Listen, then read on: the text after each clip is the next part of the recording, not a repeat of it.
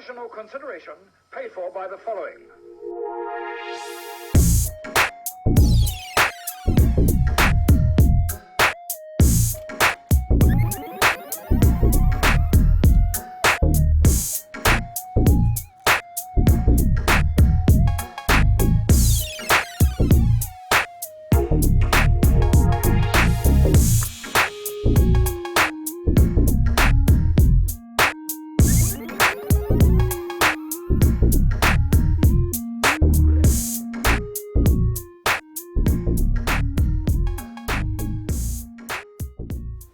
Hello and welcome once again to another quick shot review. We've been watching a lot of films during lockdown, and this is the Exorcist series. I'm going to do the Exorcist series. I've watched the Exorcist 3 during lockdown.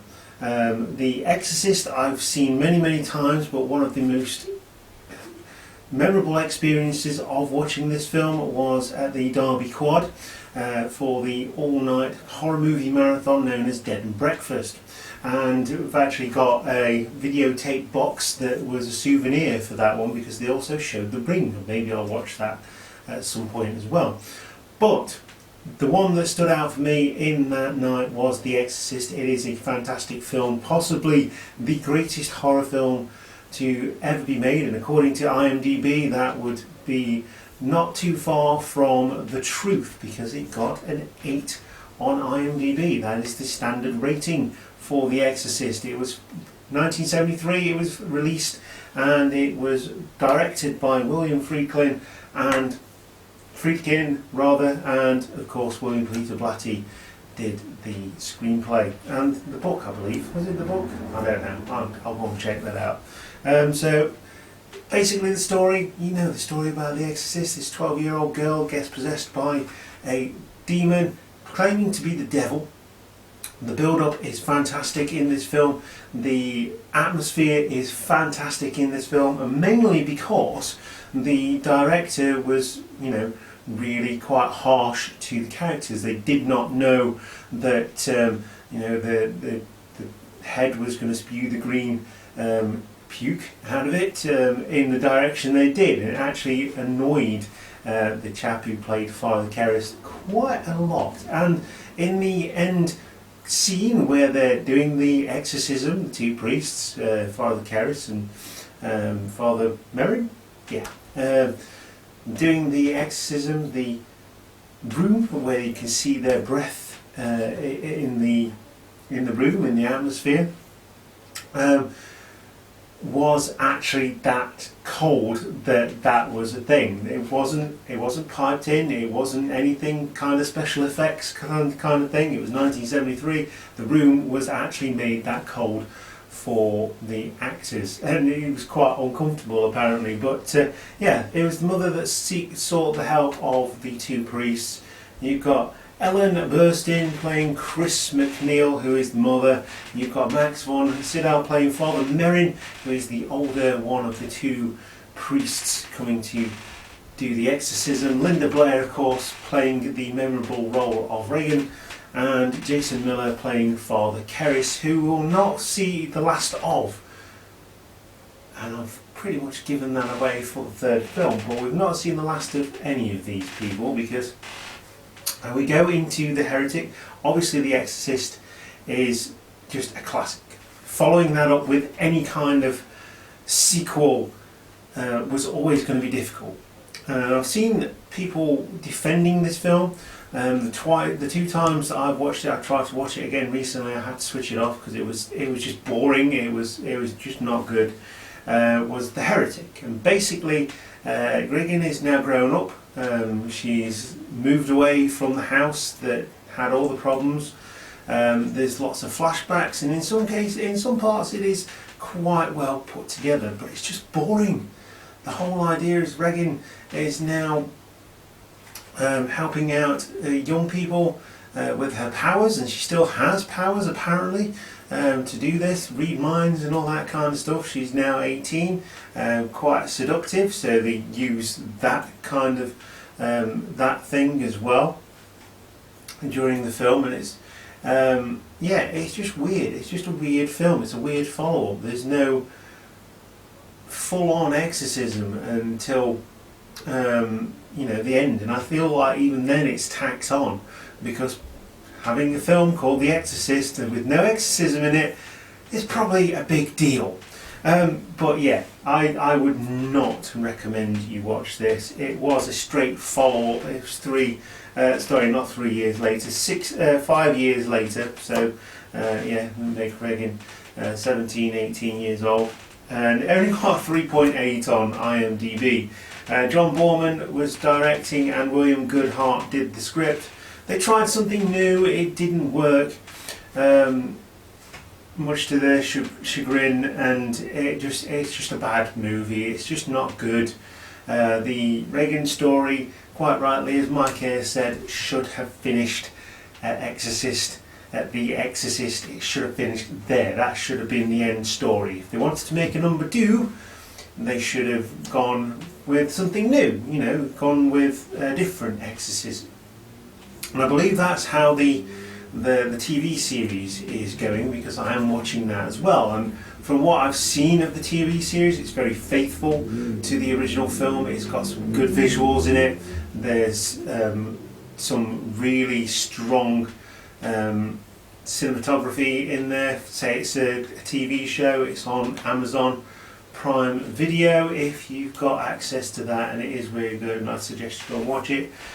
So teenage girl once possessed by a demon still lurks within her, and the priest investigates the death of the girl's exorcist. So we're dealing with someone now investigating the death of the priest, Father Karras, who jumped out of the window at the end of the first one. So if you haven't seen the first one, sorry, I've just spoiled it for you, but it is a really good film. It's necessary to do this kind of thing. Linda Blair again is once again in the role of Regan McNeil. Richard Burton plays Father Philip Lamont. Louise Fletcher plays the Doctor, Dr. Jean Tuskin, and Max von Sydow plays Father Merrin, of course brought over from the first one.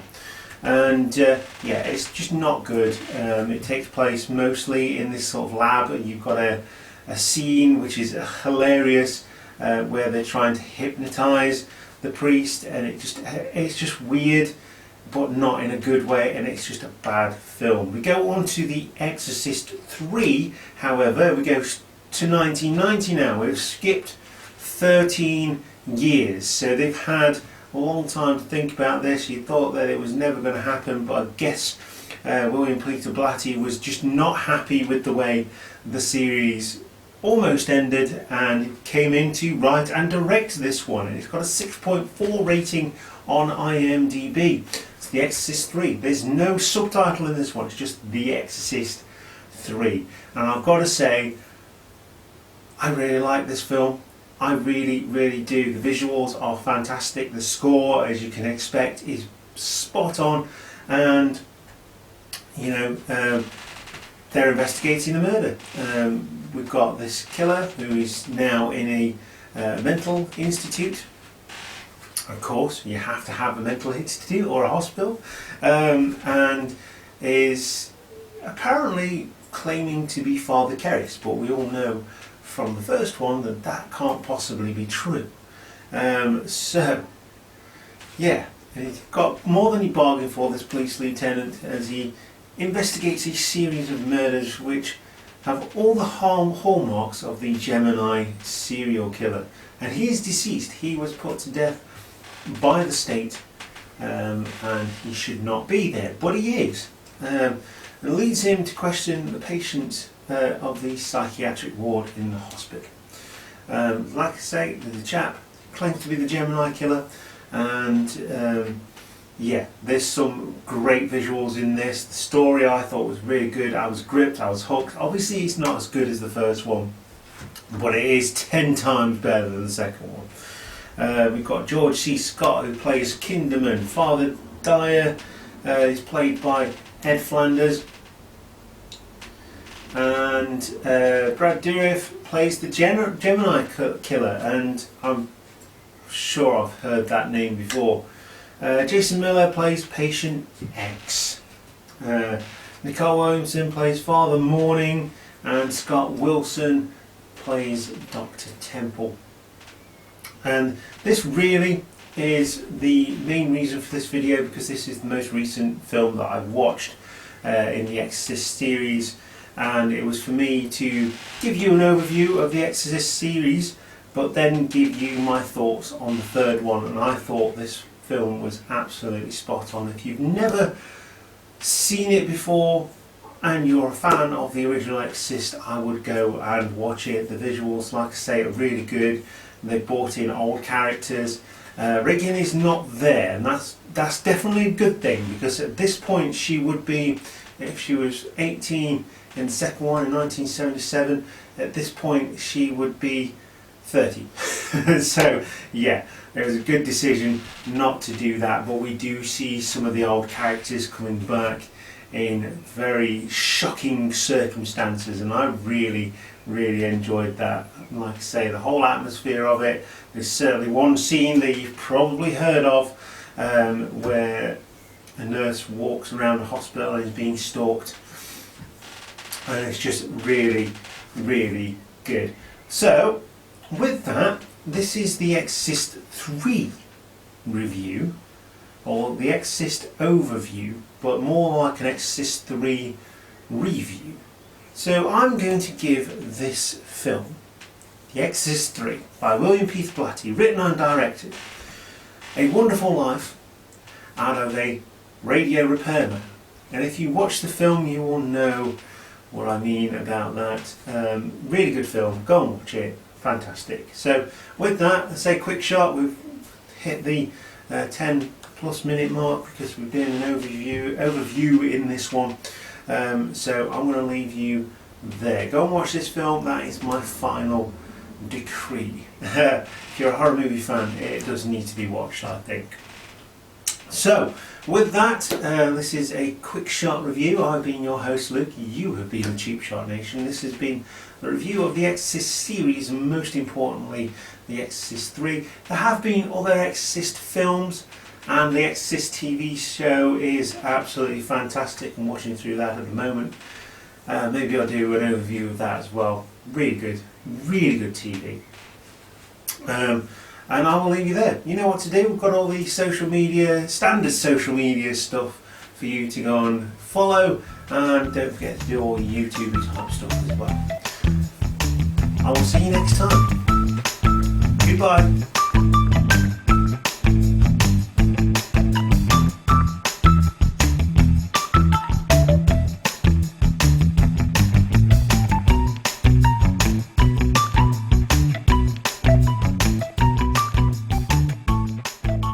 Hiya.